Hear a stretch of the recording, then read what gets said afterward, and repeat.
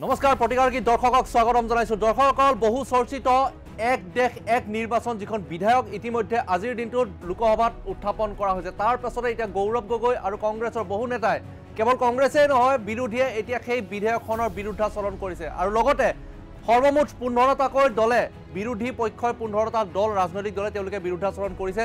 কিন্তু যিখন বিধেয়ক এতিয়া উত্থাপন হৈছে আজিৰ দিনটোত যদি আজি লোকসভাত গৃহীত হয় তেন্তে ৰাজ্যসভালৈ যাব। কিন্তু সেই এক দেশ এক নিৰ্বাচন যিখন বিধেয়ক সেই বিলখন যদি ভাৰতত আইনলৈ পৰিণত হয় তেন্তে দেশত এবাৰেই ইলেকশ্যন হ'ব আৰু এবাৰ ইলেকশ্যনতে ৰাজ্যসভা আৰু লোকসভা একেলগে হ'ব। গতিকে একেটা সময়তে খুব কম সময়ত ইলেকশ্যন অনুষ্ঠিত হ'ব আৰু তাকে লৈ যি চৰ্চা চলি আছে বিৰোধীয়ে এয়া সংবিধান বিৰোধী ভোটাৰৰ অধিকাৰ বিৰোধী বুলি কৈছে এই বিলখনক। গতিকে সবিশেষ গ্ৰাফিক্সৰ জৰিয়তে আপোনালোকক জনাবলৈ চেষ্টা কৰিছোঁ।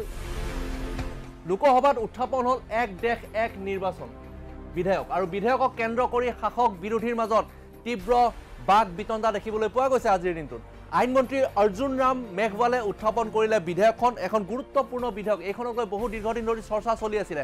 বিৰোধী পক্ষৰ সাংসদসকলে বিৰোধিতা কৰিছে বিধেয়কখনৰ, বিধেয়কখনক অসাংবিধানিক আখ্যা দিছে গৌৰৱ গগৈ। গৌৰৱ গগৈয়ে উদ্দাত্ত ভাষণ দিছে আজি লোকসভাৰ মজিয়াত। বিধেয়কখনক অসাংবিধানিক আখ্যা দিছে গৌৰৱ গগৈয়ে।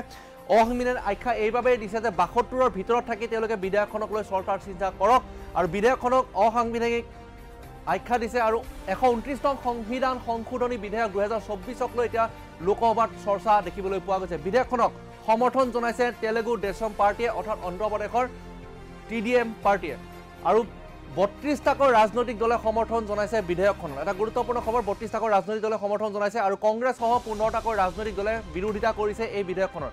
এখন গুৰুত্বপূৰ্ণ বিধেয়ক, সমগ্ৰ দেশৰ নিৰ্বাচনৰ প্ৰক্ৰিয়া সলনি হৈ যাব। 2021 আৰু 24লৈ 30 বাৰকৈ নিৰ্বাচন অনুষ্ঠিত হৈছিলে আৰু 2011 চনৰ পৰা 2020 চনলৈ 63 বাৰকৈ নিৰ্বাচন অনুষ্ঠিত হৈছিলে। আৰু এক দেশ এক নিৰ্বাচন যিখন বিধেয়ক, এই বিধেয়কখন যদি আইনলৈ পৰিণত হয় তেন্তে দেশত এবাৰেই ইলেকশ্যন হ'ব।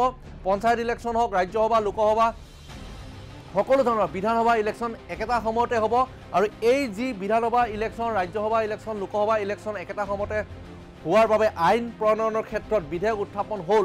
এই আইনখন অহাৰ লগে লগে সময়ৰ যি ব্যৱধান, এই সময়ৰ ব্যৱধান খুব কম সময়ৰ ভিতৰত হ'ব আৰু লগে লগে সমগ্ৰ দেশত একেটা সময়তে সমগ্ৰ দেশত কাশ্মীৰৰ পৰা কন্যাকুমাৰীলৈকে সমগ্ৰ দেশৰ নাগৰিকে একেলগে ভোট দিব লাগিব। আৰু এই বিধেয়কখন ইয়াৰ পূৰ্বে এখন আইন আনিছিলে 1972 চনৰ আগতে, অৰ্থাৎ আগতে এক দেশ এক নিৰ্বাচনে অনুষ্ঠিত হৈছিলে। কিন্তু ইমাৰ্জেঞ্চি যেতিয়া ইন্দিৰা গান্ধীয়ে ঘোষণা কৰিছিলে দেশত, তাৰ পাছতে সেই নিয়ম নোহোৱা হ'ল। কেইবাবাৰো ইলেকশ্যন হ'ল, ৰাজ্যিক ভিত্তিত প্ৰদেশে পৃথককৈ নিৰ্বাচন অনুষ্ঠিত হৈ আছে।